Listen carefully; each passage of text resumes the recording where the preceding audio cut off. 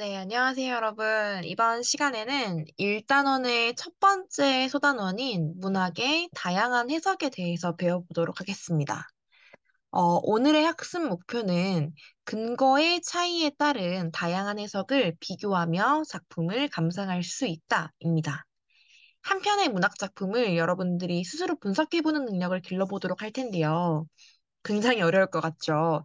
근데 그렇지 않아요. 이미 여러분들은 하고 있습니다. 음, 여러분들 영화 한 편을 보고 친구들과 영화에 대해서 이야기를 나눠본 적이 있죠.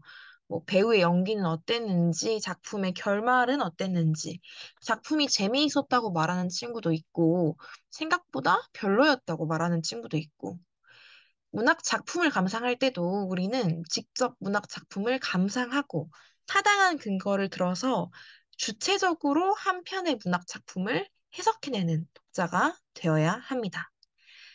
오늘 만나볼 작품은 이육사의 청포도라는 시인데요. 다양한 관점에서 한 편의 시를 깊이 있게 감상해보는 시간을 가져보도록 하겠습니다. 작품을 만나보기 전에 인물의 감정을 먼저 만나볼까요? 선생님이 가져온 사진은 크리스마스 트리입니다. 선생님은 매년 12월 25일이 되면 크리스마스 트리에 이루고 싶은 소망을 적곤 하는데요. 사진 속의 아이의 소원은 뭔 것 같아요? 퍼피? 강아지를 원하고 있네요. 귀여운 그림까지. 정말 이루고 싶었나 봐요. 여러분들은 버킷리스트, 그러니까 이루고 싶은 소망이 있나요? 간절히 바라는 그 소망이 이루어진다면 어떤 기분일 것 같나요? 선생님의 버킷리스트 중 하나는 오로라를 보는 거거든요. 사실 이게 허황된 꿈인 것 같긴 한데, 이제 밤하늘의 별을 가만히 올려다 보기만 해도 행복한 순간들이 있잖아요. 이제 그러다 문득 생각이 드는 거지. 내 눈앞에 오로라가 펼쳐진다면 무슨 느낌일까? 참, 말로는 뭐 어떻게 표현할 수 없는 벅차오르는 감정이 들 것 같아. 근데 사실 뭐 이런 아름다운 꿈보다 훨씬 더 와닿는 소망은 선생님은 선생님이 되는 게 꿈이었어요. 고등학생 시절부터 선생님은 선생님들을 좋아해서 막 따라다녔거든. 그러니까 좋아하는 선생님의 수업 시간이 되면 교무실 앞에 서가지고 이제 기다렸다가 선생님이랑 같이 교실에 들어가고, 뭐 교무실 가서 선생님이랑 수다 떨고. 그러니까 지금 생각해보면 그런 선생님들을 만날 수 있었다는 것 자체가 저한테는 좀 큰 행운이라고 생각이 들기도 하고. 그래서 막연히 선생님이 되고 싶다라는 생각을 했던 것 같아요.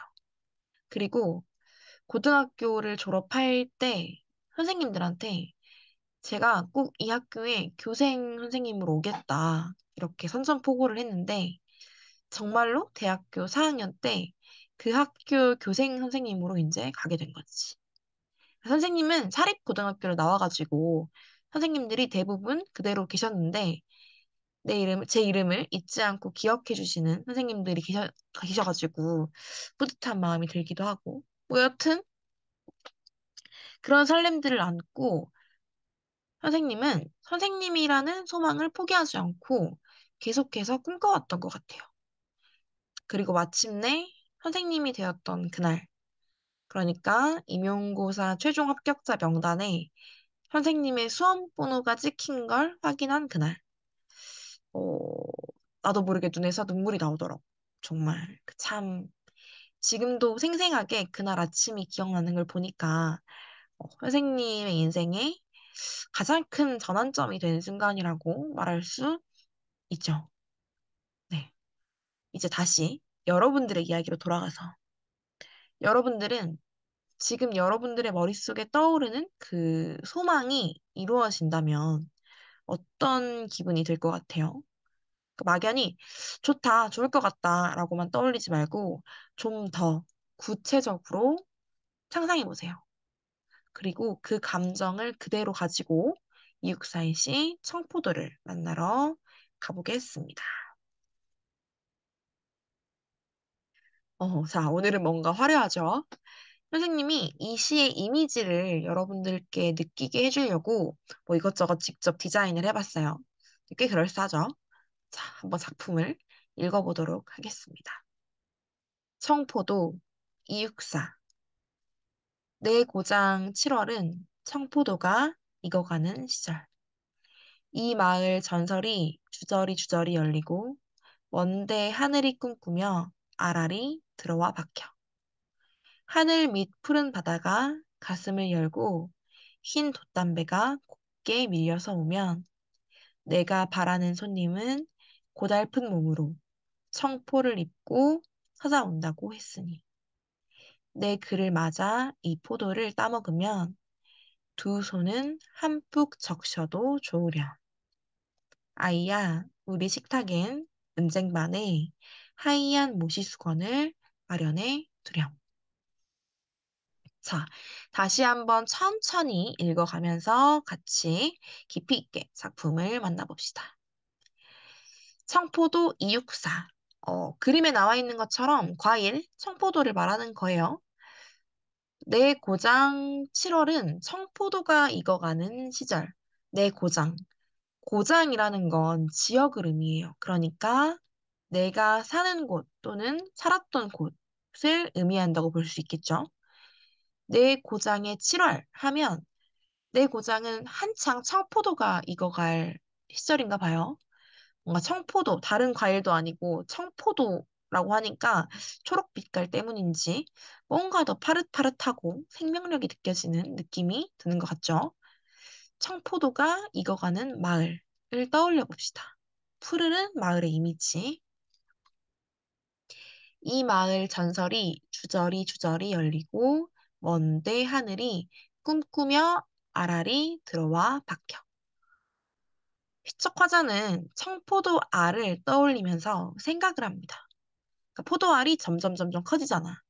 그 속에 뭐가 들어가는 거지? 마치 풍선 같지 않아요? 신기한 것 같아. 먼저 화자는 생각해요. 이 청포도 알이 이렇게 익어가기까지 우리 마을의 전설, 그러니까 우리 마을의 오랜 이야기들이 이곳에 담겨 있지 않을까. 예를 들어서 우리가 지금 우리 집 앞에 사과나무 한 그루를 심는다고 해봐요.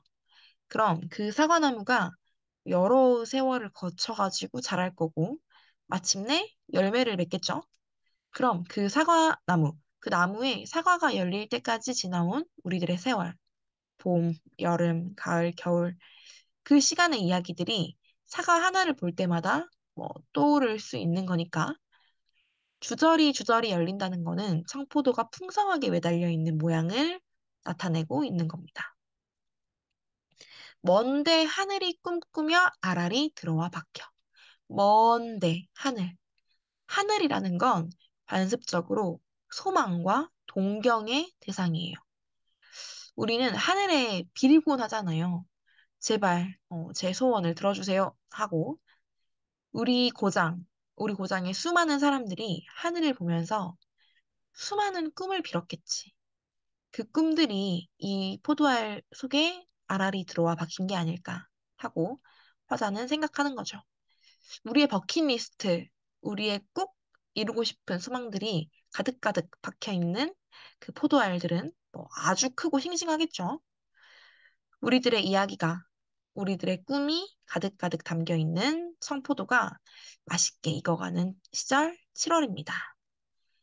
자, 그럼 7월에 상황을 가정해 봅시다. 만약 하늘 밑 푸른 바다가 가슴을 열고 흰 돛담배가 곱게 밀려서 오면 이게 무슨 말일까요? 하늘 밑에 푸른 바다, 푸른 하늘과 푸른 바다 상상하면 되겠죠? 그리고 바다가 가슴을 열고 흰 돛담배가 곱게 밀려서 온다. 바다 한복판을 가로질러서 흰 돛담배가 멀리서 다가오는 장면을 떠올려 봅시다. 근데 이 돛담배가 어떻게 와요?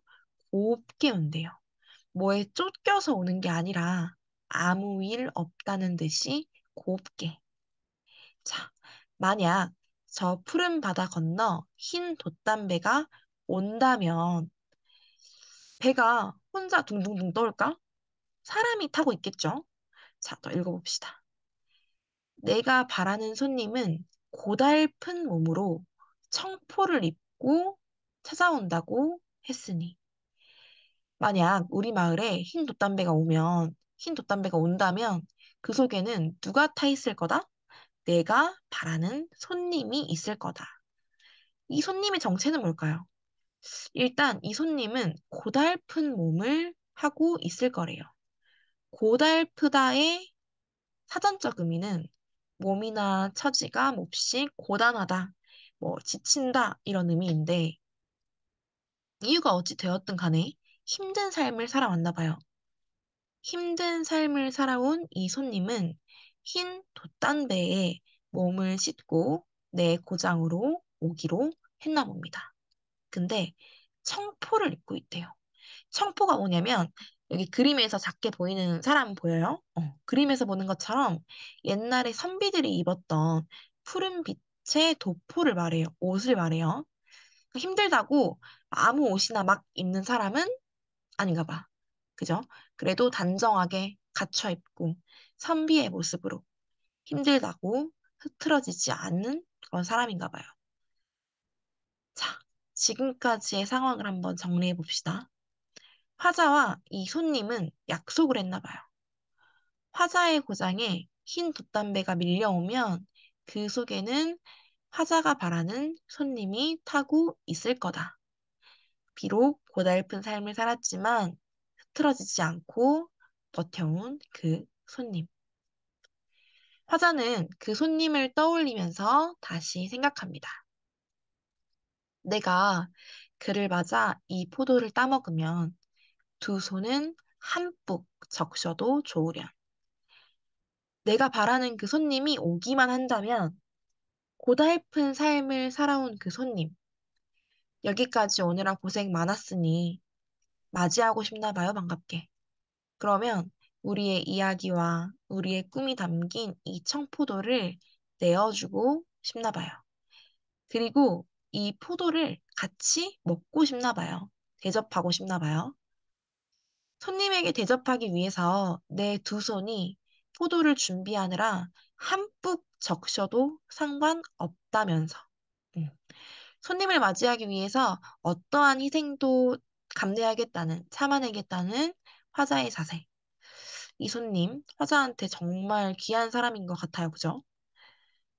아이야, 우리 식탁엔 은쟁반에 하얀 모시수건을 마련해 두렴. 아이야는 아이를 부르는 건데, 뭐 여기에서는 그냥 화자의 말을 듣고 있는 청자라고 생각해 봅시다. 우리 식탁에 어떤 걸 마련해 놓자고 하고 있어요? 은쟁반. 반짝이는 예쁜 은쟁반을 두고 그 위에 하얀 모시수건을 마련해 놓자고 하고 있어요. 모시수건? 수건? 수건을 왜 마련해 두자고 했을까? 먼 길 고달픈 몸 이끌고 온 그 손님, 땀이라도 닦아드리고자 먼 길 오느라 수고했다며 위로해 주기 위해서가 아니었을까요? 손님을 맞이하는 정성스러운 화자의 모습이네요. 그죠? 자, 이제 학습 목표로 넘어와서 다양한 관점으로 시를 해석해 보도록 하겠습니다. 먼저 첫 번째 관점은 작품의 내적 요소를 중심으로 작품을 해석하는 관점입니다. 여기에서 작품의 내적 요소란 시의 소재와 표현, 시어의 의미 등을 말하는데요. 교과서 19쪽에 제시된 비평문을 참고해 보도록 할 텐데, 선생님이 조금 수정해 봤어요. 함께 읽어볼게요. 이육사의 청포도는 풍요롭고 평화로운 세상을 회복하기를 바라는 간절한 소망을 노래한 시이다. 자, 이게 이 비평문을 쓴 사람의 해석입니다. 이 비평문을 쓴 사람은 청포도라는 시를 읽고 이 시에서 전달하고자 하는 메시지를 이렇게 해석했나 봐요. 풍요롭고 평화로운 세상을 회복하고자 하는 것. 자, 그럼 이렇게 해석한 타당한 근거가 있어야 한다고 했죠. 그 근거로 작품 속 내적 요소를 제시하고 있습니다.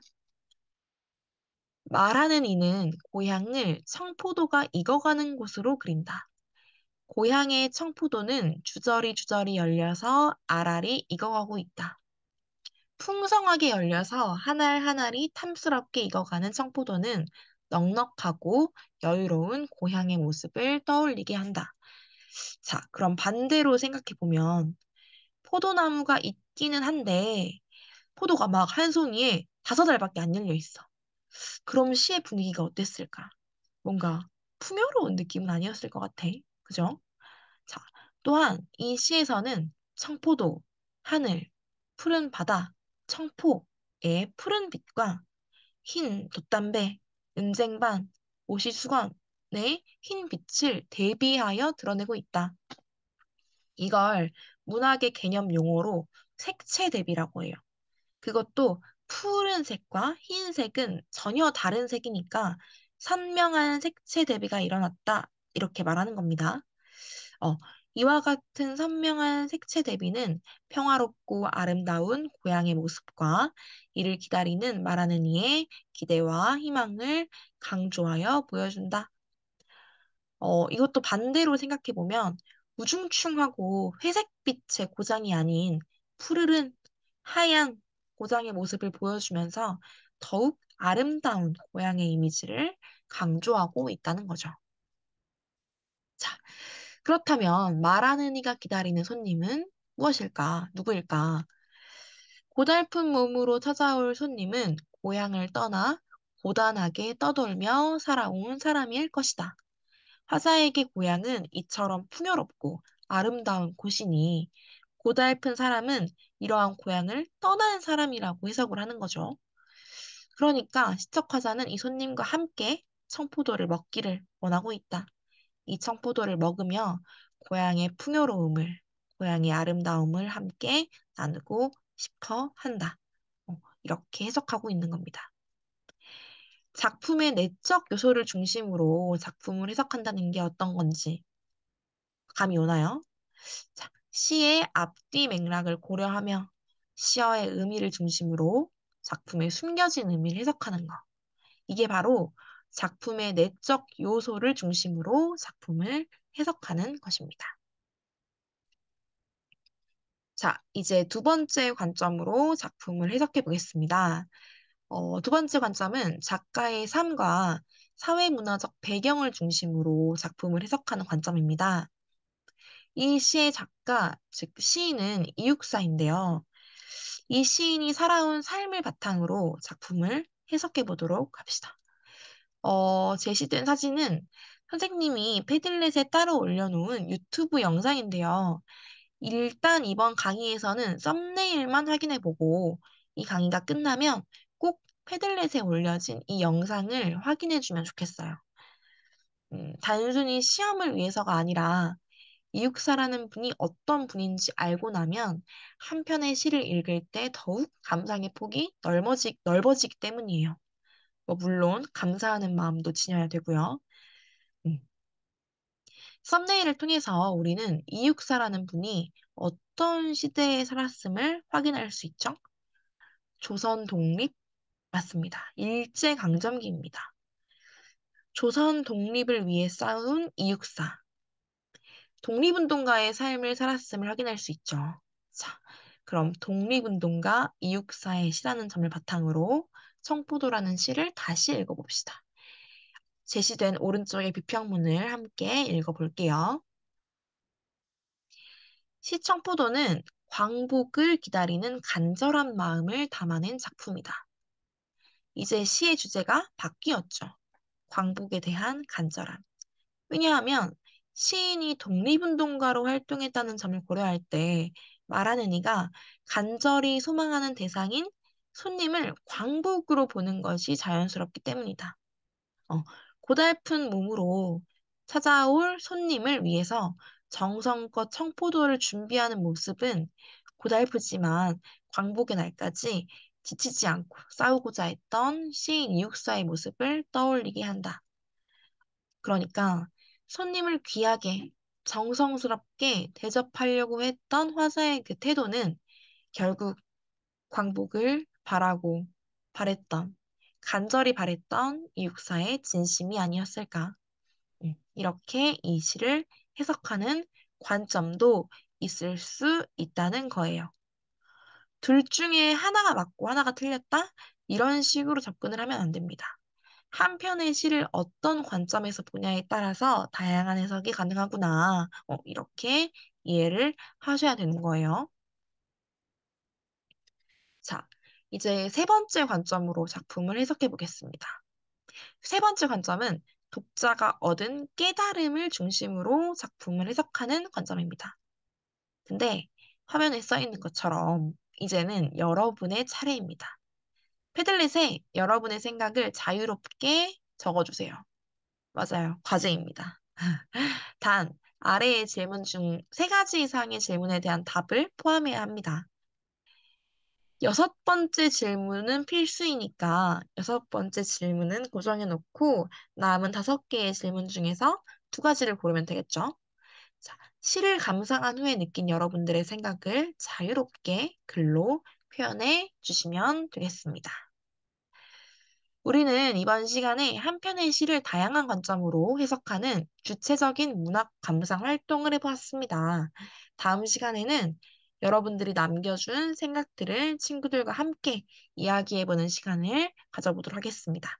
오늘도 수고 많으셨습니다.